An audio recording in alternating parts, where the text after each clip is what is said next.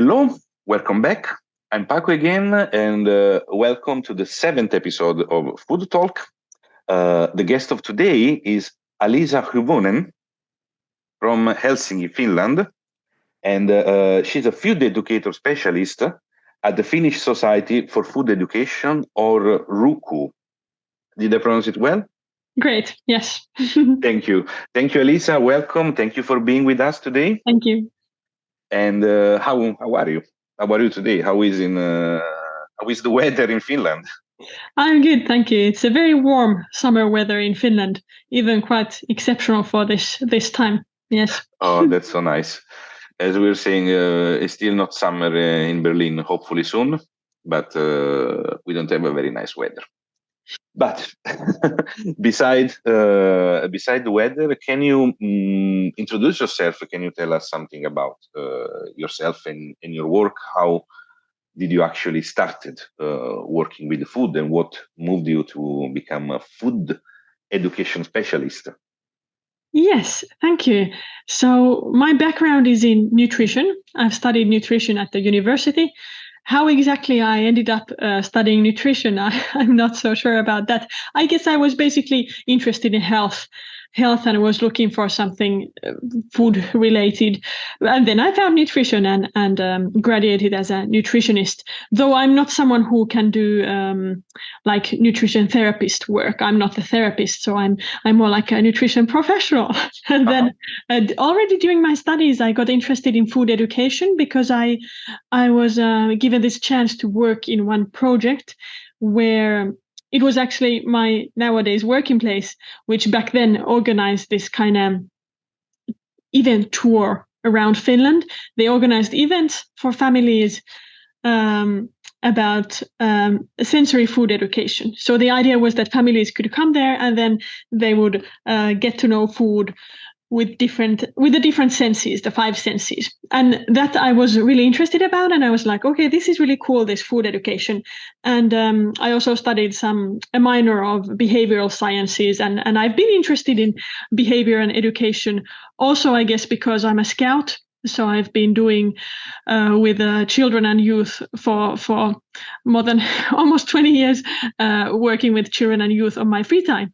So that's why I'm interested in education, and then I have the food or nutrition as a professional side, and then they just neatly came together when I got this position at my current workplace in the Finnish Society for Food Education.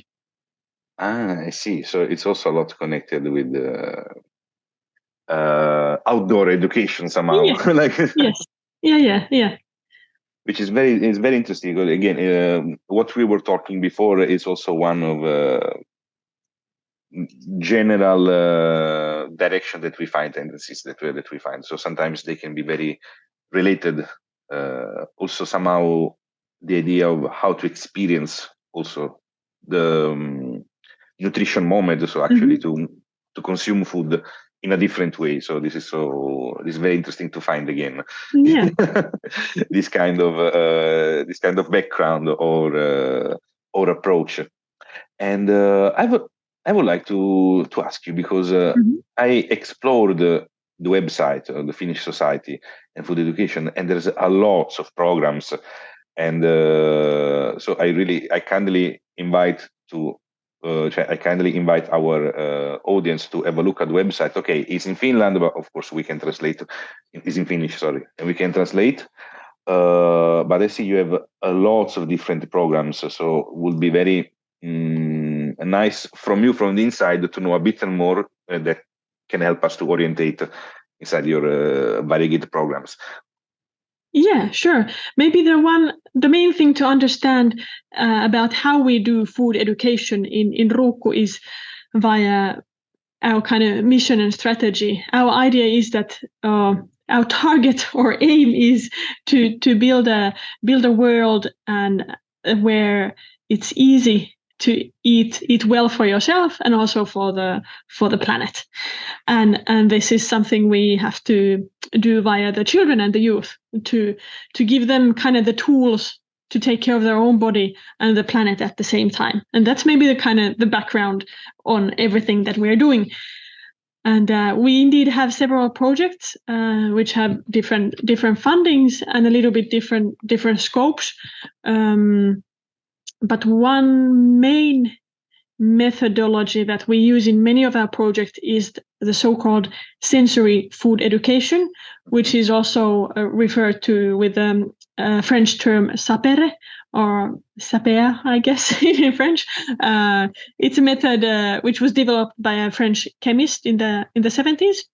And the idea is that we have to encourage children to experiment and to research on food with all their senses. So not only with the taste or the olfaction, but actually also with like touch sense, hearing, vision, and by giving the children the opportunities to experiment food with their own curiosity and without kind of lecturing that this food is good or this food is bad, then they get interested into food. And that's maybe one of our main things too, that we want to grow an interest for food in children and youth. And with that interest, of course, also appreciation for food. So these are maybe the backgrounds for all of our projects.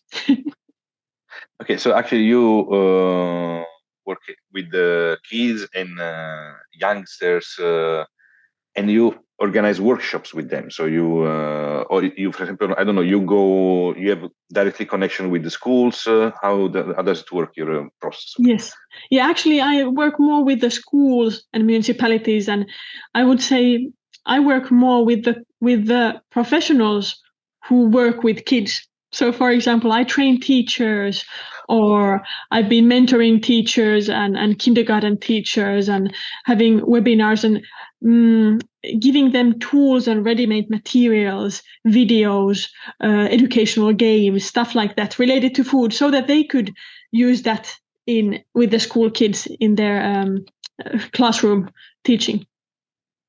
Yeah, this is a very interesting approach, honestly, because it's something I was also reflecting, connecting also to other projects and so on. I think it's very important to address as a target for educational programs in general, to address directly the teachers, because sometimes, not for personal non-interest, let's say, but sometimes for the school themselves, for the preparation for their programs, sometimes the teachers themselves, they don't have access, to different approaches, different methodologies to learn something new.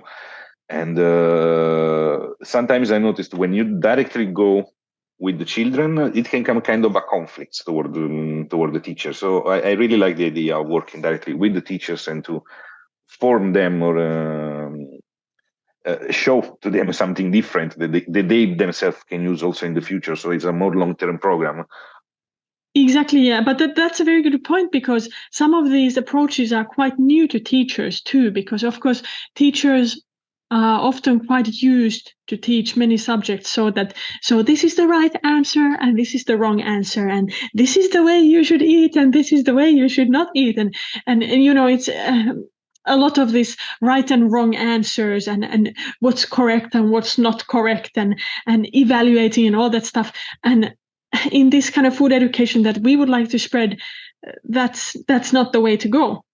So sometimes it's not necessarily easy to try to kind of turn the understanding of the teacher. For example, with this sensory food education, when we teach about the 5 basic tastes that we can taste with our taste,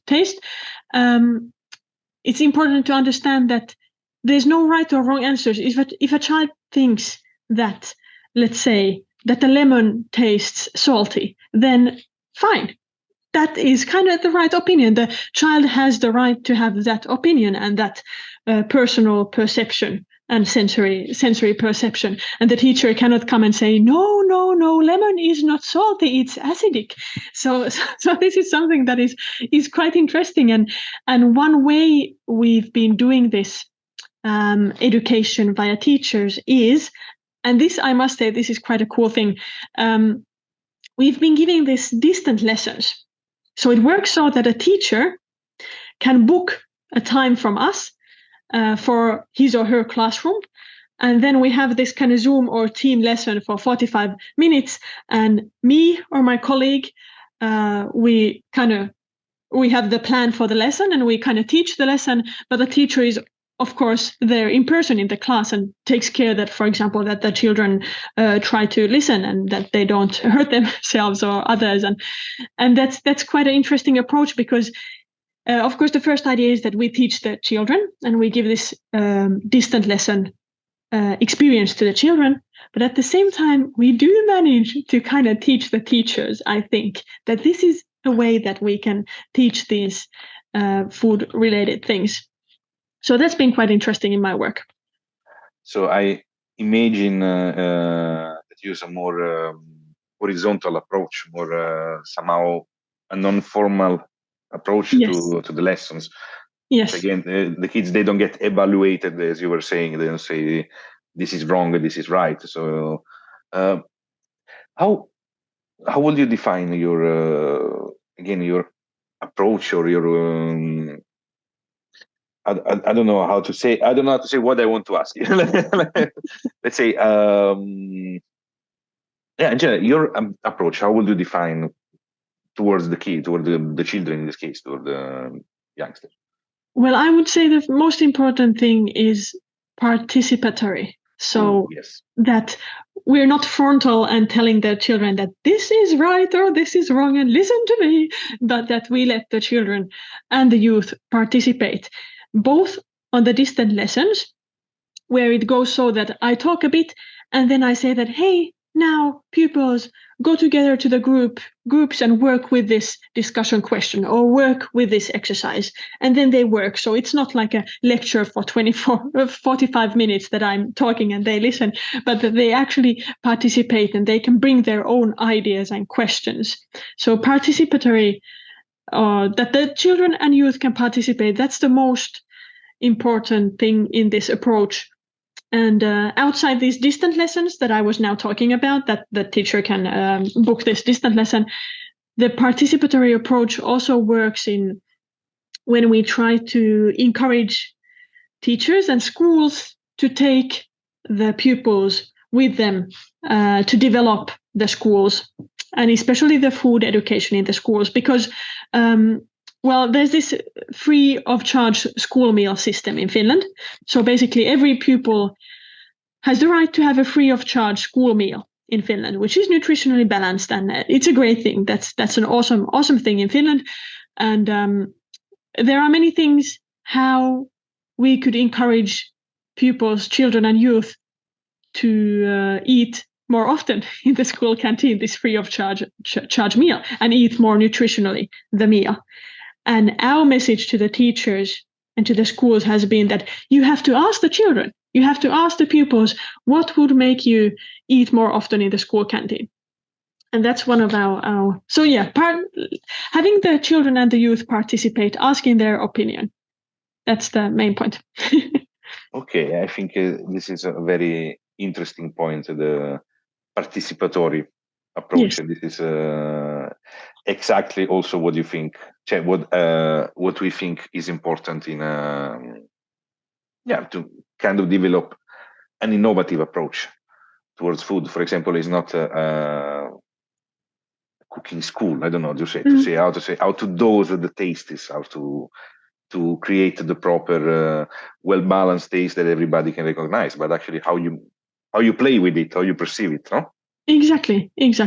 And children can be so, first of all, they often have this curiosity towards food, at least if you let them have the curiosity and don't try to tell them all the kind of answers right away. And they can be so imaginative, like you give them, let's say, a carrot and you ask them to describe how it looks like, and they can come up with all kind of ideas that an adult often doesn't come up with. And that's something I think we should somehow nurture, that imagination and that kind of open way of looking at food.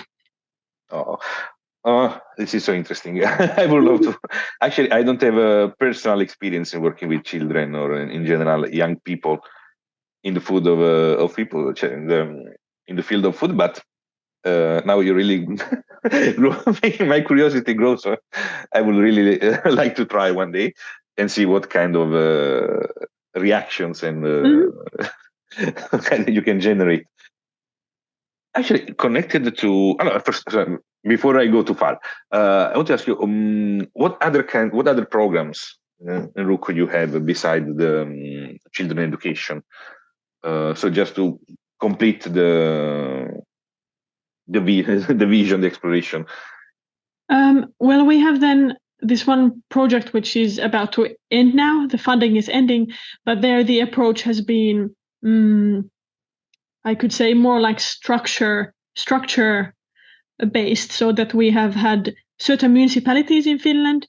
We've worked with them. We've talked with them that how could they involve more food education and nutrition education, for example, in schools and kindergartens, and also in other activities of the municipalities. So that's been kind of a structural approach through the municipalities and the schools and the kindergartens, and not so much like through the everyday life of the school kids.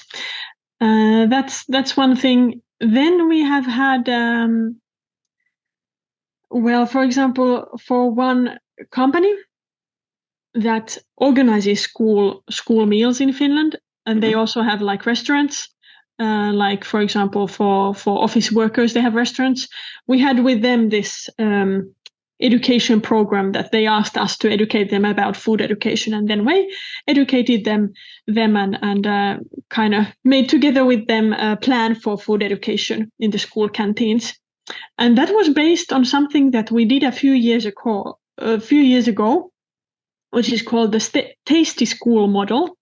Okay. The Tasty School model is it's something that we've been now trying to spread all over Finland, because once it was done, it was actually also there was a research done about it. And the basic idea about the Tasty School model is that food education should be the interest of the whole school. It should be planned. There's lots of tools how to plan it in school in the Tasty School model, and then that it should be done kind of regularly and together. Both the teaching personnel and the food providing personnel, they should come together to plan it and to have some planned school food education in the school environment. So this Tasty School is that's something that we still base quite a lot of our work on. Though the project itself ended in 2020, but we're still using the Tasty School model. Mm-hmm. And the webpage. So if I understand, so just to be sure, so what you were trying to do is to make the school consider the nutrition moment as part itself of the education program, and not just to feed the kids. I don't know how to say, no? Yes, exactly. Oh, this is so interesting and so important. Yes. I wish we could apply something like that in, for example, in Italy. It comes to my mind like this, but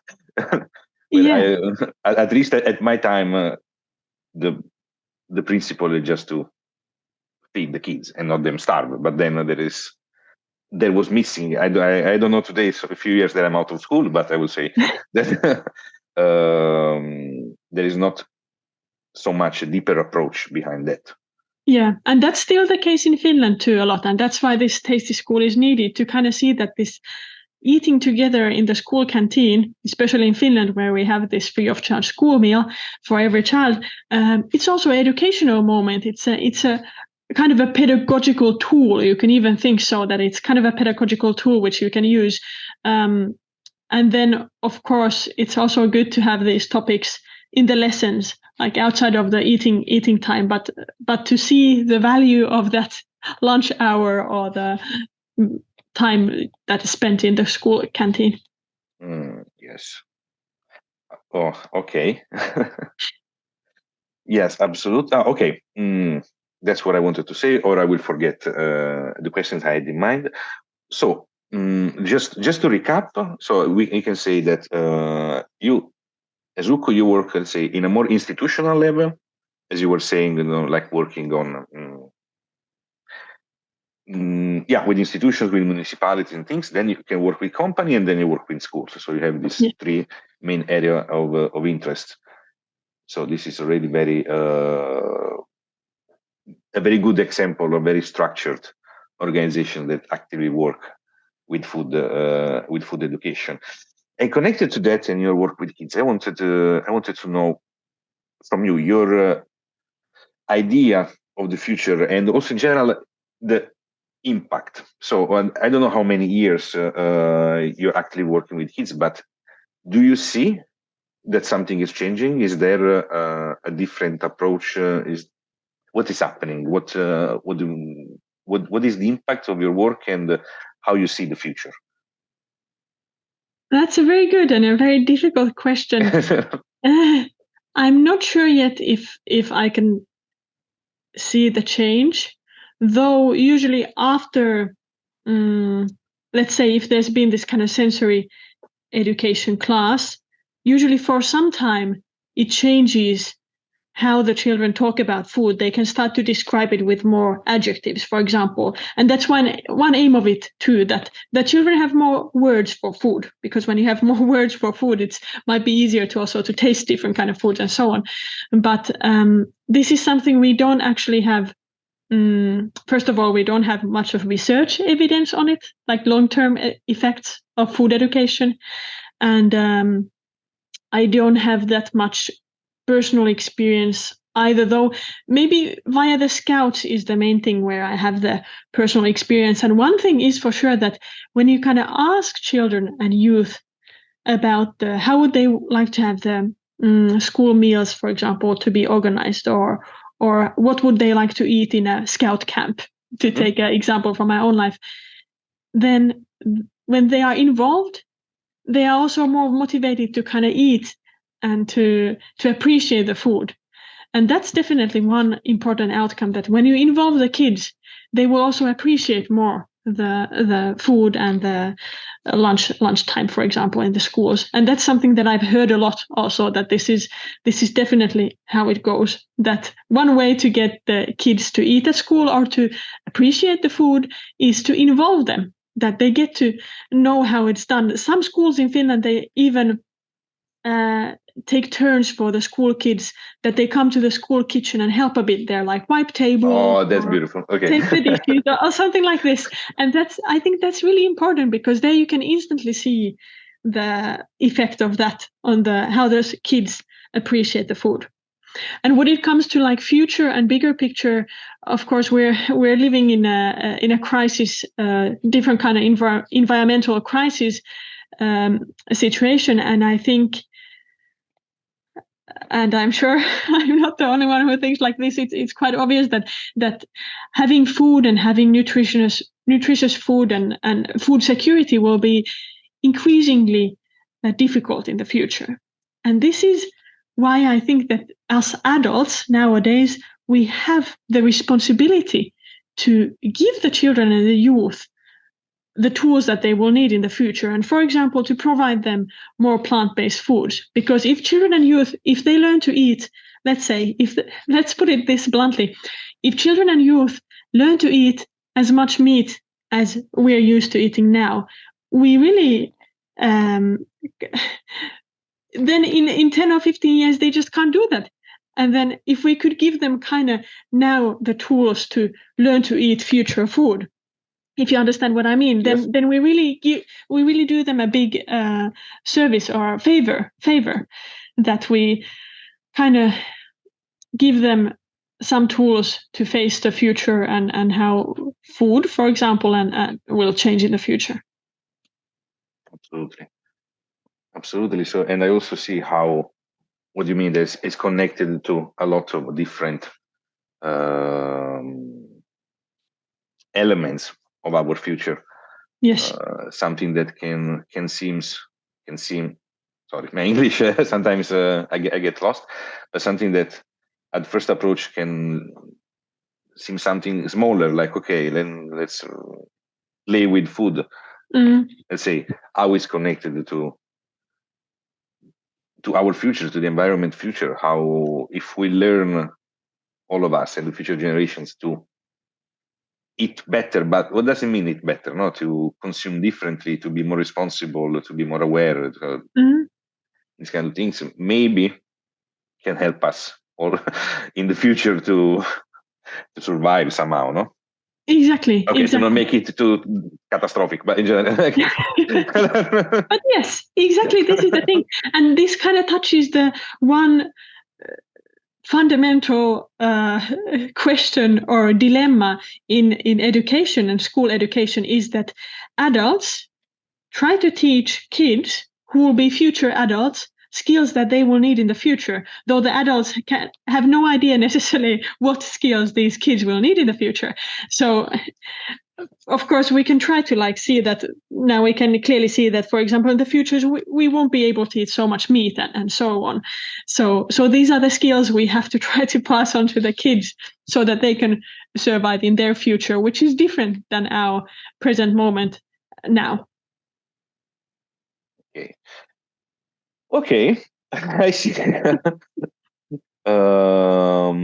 I think we can, with this vision for the future, I think we can close our talk. Mm-hmm. And I want to thank you again for being here. I thank you for your time. I want to just remind again the audience to send the questions that we would like to know for the next interview, and to visit the website of Finnish Society. Yeah, Finnish. Sorry, Finnish Society for Food Education. And yes, see us in the next episode. Thank you. Bye-bye. Bye.